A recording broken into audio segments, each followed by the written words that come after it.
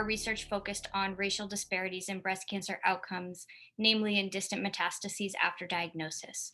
Our objective was to examine if differences exist in the risk of developing distant metastases after initial breast cancer diagnosis among Black versus white women. Our project began as a follow up from a previous NIH funded cross sectional study from 2013 to 2020, designed to examine if insulin resistance mediated the association between race and breast cancer prognosis in self identified Black and white women with a new diagnosis of breast cancer. We decided to look at this topic, namely from the background research we were doing. We found that Black women diagnosed with breast cancer are more likely to have a poor prognosis regardless of breast cancer subtype. And despite having a lower incidence rate of breast cancer when compared to white women, Black women have the highest breast cancer death rate of all racial and ethnic groups, a characteristic often attributed to late stage diagnosis and has been looked at over several decades.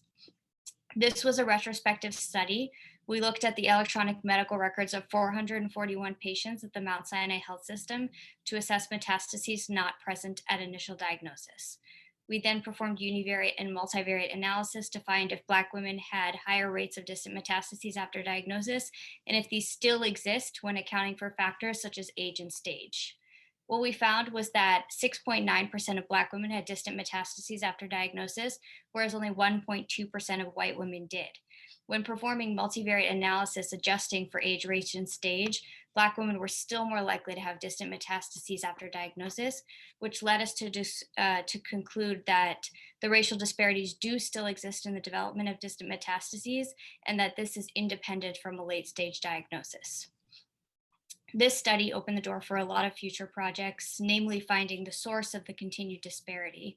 In our study, we did note that Black women had a shorter median follow-up time of 2.5 years, whereas white women had a median follow-up time of 3.1 years. These differences were statistically significant. However, we were unable to account for those who may have transitioned to care outside of the Mount Sinai Health System and may be following at a different institution. I do think it would be beneficial to look at this more closely and see if there are true differences in follow-up time.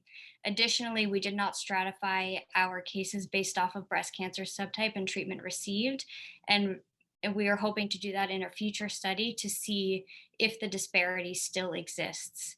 Namely, we found it concerning that the disparity does still exist despite many decades of research, and we hope that as we continue to work on figuring out why these poor outcomes exist, we can start working on how to stop them. Thank you.